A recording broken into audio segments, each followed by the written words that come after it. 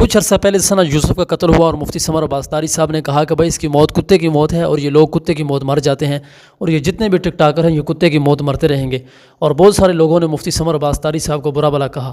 تو ناظرین، کل ایک اور اداکارہ کی موت ہو گئی کہ جو اپنے کمرے میں پتہ نہیں کتنی عرصہ سے مری پڑی ہے۔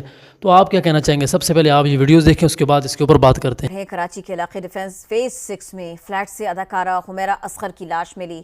اس سلسلے میں تحقیقات جاری ہے۔ پولیس نے اہل خانہ سے رابطہ کیا، گھر والوں نے میت لے جانے کے لیے مثبت جواب نہیں دیا۔ مزید جانیں گے سما کے نمائندے شاہ نواز علی قادری سے۔ شاہ نواز، آپ ایس ایس پی ساؤتھ کے ہمراہ موجود ہیں، بتائیے ہمیں اس سلسلے میں۔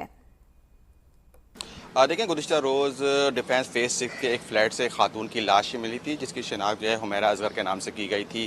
اس کیس میں اپڈیٹ کیا ہے، اب تک لاش کے حوالے سے کیا پولیس کو تفصیلات ملی ہیں، اس وقت بات کرنے کے لیے میرے ساتھ موجود ہیں ایس ایس پی ساؤتھ، ان سے بات کرتے ہیں۔ حمیرہ نامی خاتون جو ہے اس فلیٹ میں 2018 سے رہائش پذیر تھیں اور ان کے کوئی رینٹل ایشوز چل رہے تھے آنر کے ساتھ، تو اس میں آنر جو ہے وہ کورٹ سے رجوع کیا ہوا تھا۔ انہوں نے 2024 سے انہوں نے رینٹ دینا بند کر دیا تھا، تو اس کی ویکیشن کے لیے جو ہے آنر کورٹ میں گئے ہوئے تھے۔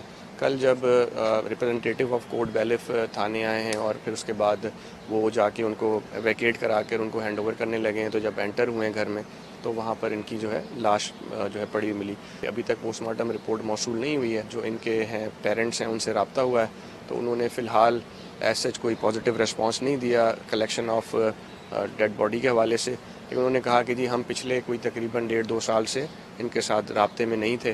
لاش کو اس وقت چھپا خانے میں رکھا گیا ہے، واقعے کے حوالے سے مزید تفتیش کی جا رہی ہے۔ تو ناظرین، آپ نے یہ ویڈیو دیکھ لی، تو آپ کیا کہنا چاہیں گے کہ کیا یہ موت کیسی ہوئی ہے اور ایسی موت کن لوگوں کی ہوتی ہے؟ اس موت سے عبرت حاصل کرنی چاہیے کہ نہیں؟